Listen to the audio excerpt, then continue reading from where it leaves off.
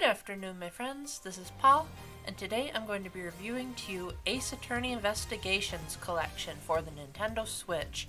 This is a collection, as the name implies, of two games in the Ace Attorney series starring Miles Edgeworth, and those games are Ace Attorney Investigations Miles Edgeworth and Ace Attorney Investigations 2 Prosecutor's Gambit. Prosecutor's Gambit has actually never been released in any region apart from Japan until now, so because it's new to the rest of the world, I'm going to be treating it as a brand new game going forward. But before we get into the games themselves, as I always do when I review a remake or a collection, I like to go over the special features that were added.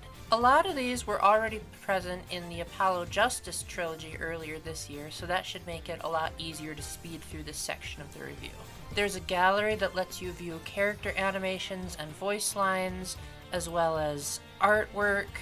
There's some accolades, which are this game's version of achievements if you're a completionist. You can listen to the full soundtracks of both games, and since I pre-ordered the game, I also got some arranged music for the interrogation and revealing the truth moments. It is slightly jarring that the musical style is kind of all over the place, because sometimes they use music from the original trilogy, which is more chiptune, and then they have tunes that are in the DS sound font, and then if you have the arranged tracks, then it sounds much more advanced and possibly even live performed in a few cases. So why couldn't they just rearrange the entire soundtrack? Like, give you the option to have it be more consistent? Either way, these arrangements are really good, even if I do think it's bizarre that they didn't go all the way and they didn't bother remixing the Moderato cross-examination theme. Just like with the Apollo Justice trilogy, you also get a selection of orchestra pieces from throughout the Ace Attorney concerts, with a lot of these being specific to this collection instead of just reusing the ones in the Apollo Justice trilogy, with a much heavier focus on Edgeworth's games, making them feel less like a hodgepodge collection and more of a focused effort. I mean, more orchestra pieces is always good either way. As far as changes to the actual gameplay, there's an autoplay mode that lets you advance the dialogue automatically without you having to constantly press the A button. You can toggle vibration for the first time ever. There's a story mode that plays the game for you, although it is slightly less convenient than it was in the Apollo Justice trilogy, because if you try to use it during an investigation, it'll force you to start the investigation from the beginning, whereas it acts just fine in most of the cross-examinations. Near the end of the game, I was just having so much trouble that I said, fine, game, you do it for me with story mode.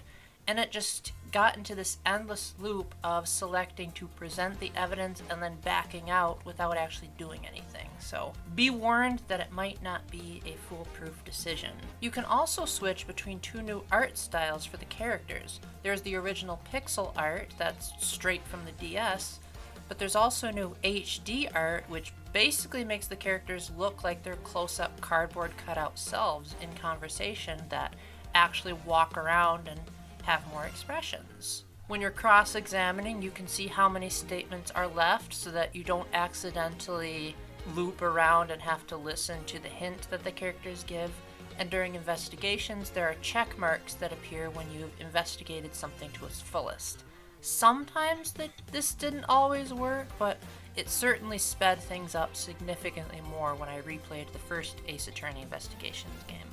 Now let's move on to the games themselves. You play as Miles Edgeworth, who is a very popular prosecutor in the main Ace Attorney series, and what separates this game from the mainline games is that you actually walk around in third person to interact with the environment and the characters. As you learn more information, you will gain evidence that you can put in your organizer, but you'll also learn little tidbits of information that you can piece together using logic mode. How this works is that you have to find two pieces of information that are similar to each other, so get rid of that urge to constantly find contradictions that you would have in the mainline games, and then find the logical connection between the two. This is actually a lot of fun, as it just gives me a new way of feeling like a detective, and it also gives you a good insight into how Edgeworth's mind works in the main games. Now, while it's true that you do walk around in third person, you don't do that exclusively. Sometimes you'll have to zoom in on an object or a picture, and then you will select various points of interest in first person.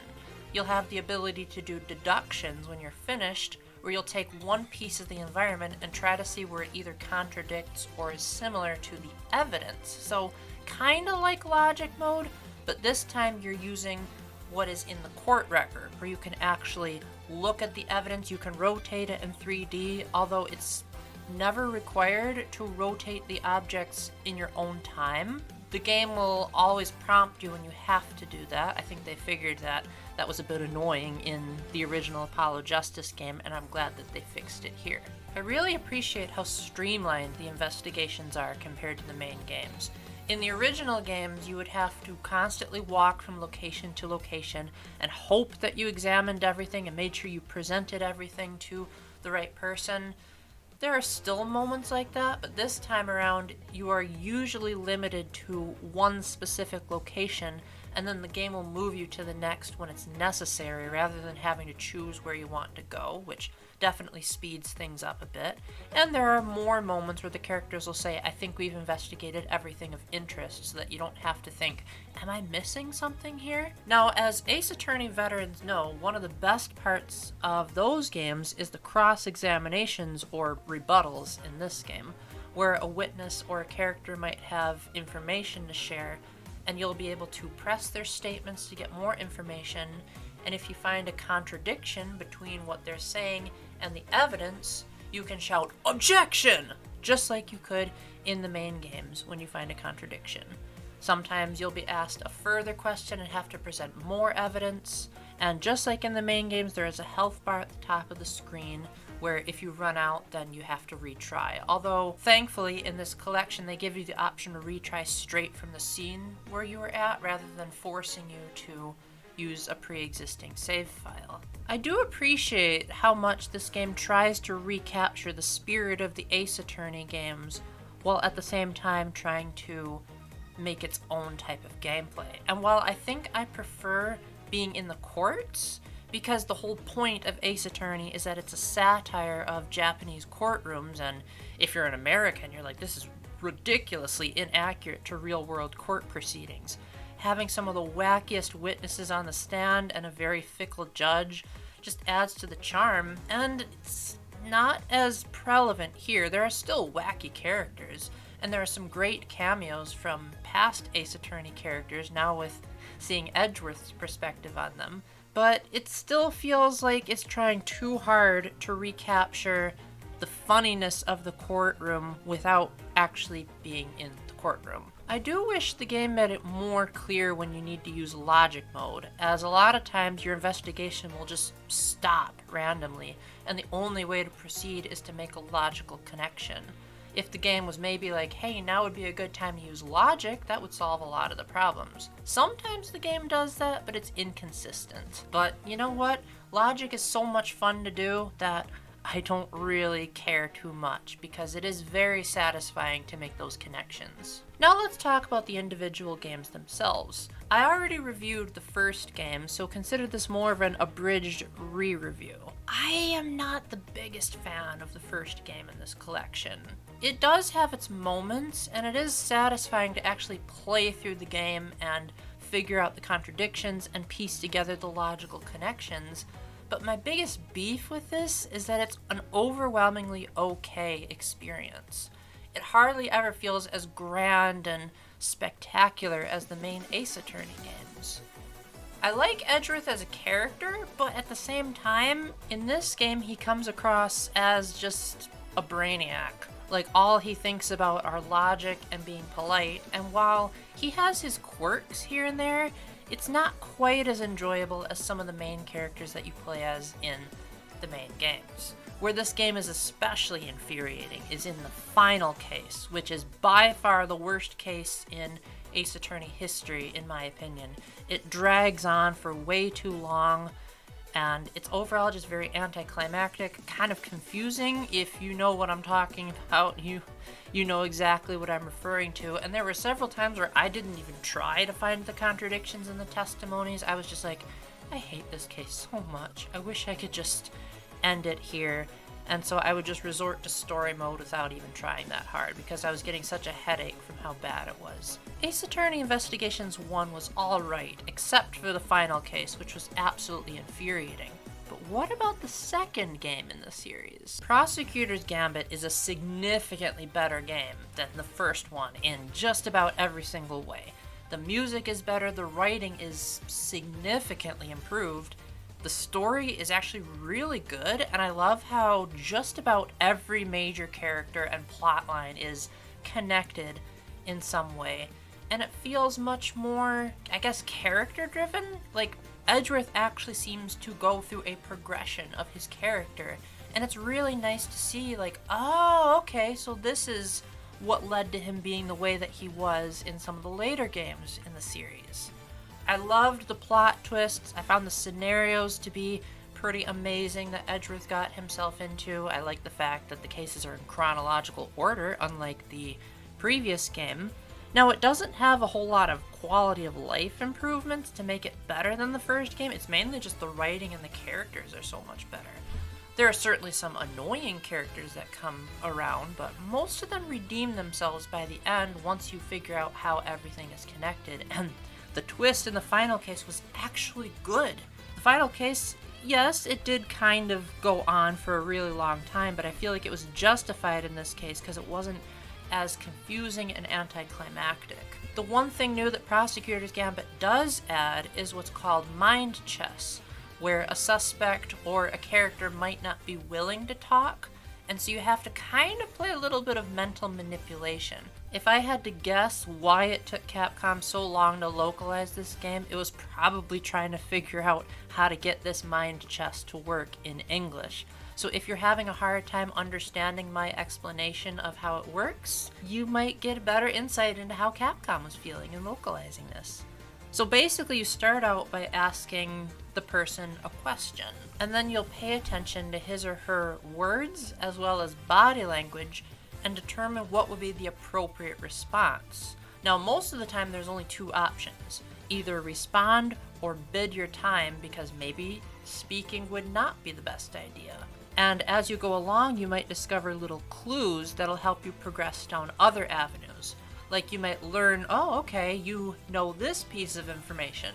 So then you'll go back to another conversation and be able to apply that as a new response later. So you really have to pay attention to when is a suspect being aggressive, because that's when I should back off and bide my time, or when they're more defensive, which is when I should attack.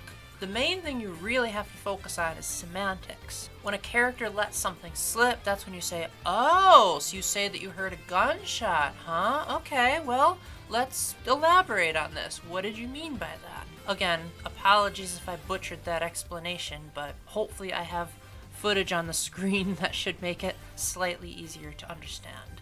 This is so much fun. I loved being able to piece together the best way to take apart people's words. Even if I think it comes across as slightly unethical, it is still a brilliant gameplay addition that makes Edgeworth seem like even more of a logical mastermind than he already is. Overall, my thoughts on the collection as a whole is that I think it's, for the most part, pretty great.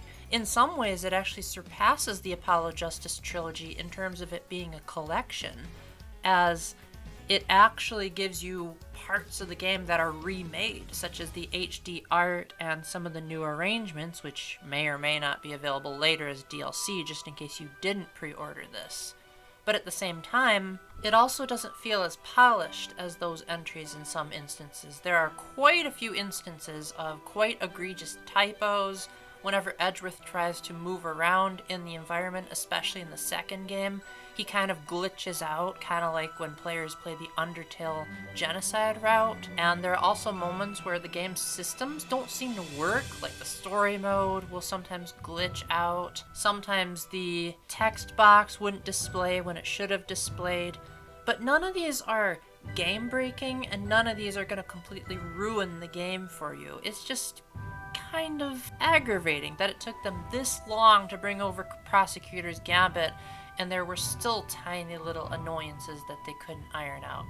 I do appreciate the fact that the games are more consistent, as it felt weird that in the Apollo Justice trilogy there was one DS game and two 3DS games, and they didn't try to merge the art styles to make them look more unified, whereas in this game, both games were so similar to begin with that there wasn't much they needed to do, and it honestly looks pretty great with the HD art, in addition to the fact that the artwork was already so clean and detailed even on the DS. It makes for a pretty good looking game that honestly still manages to stand the test of time even today. I recommend buying this collection, but at the same time, I could also see where you might want to rent it instead, unless you really like orchestra pieces, in which case, heck yeah, go ahead and buy this. That's why I bought it, because I wanted to be able to listen to those orchestral arrangements whenever I wanted. I do think if Capcom makes the arranged music available via DLC, you should probably pick them up because they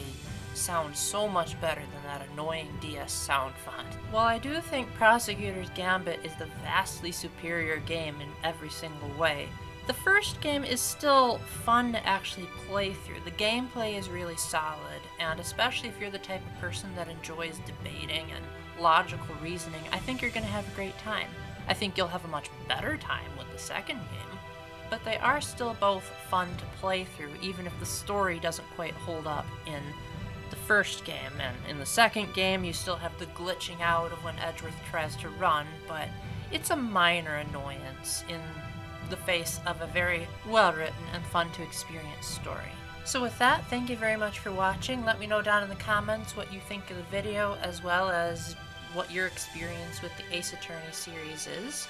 And until the next time, remember to keep the faith, stay epic, and God bless. Bye!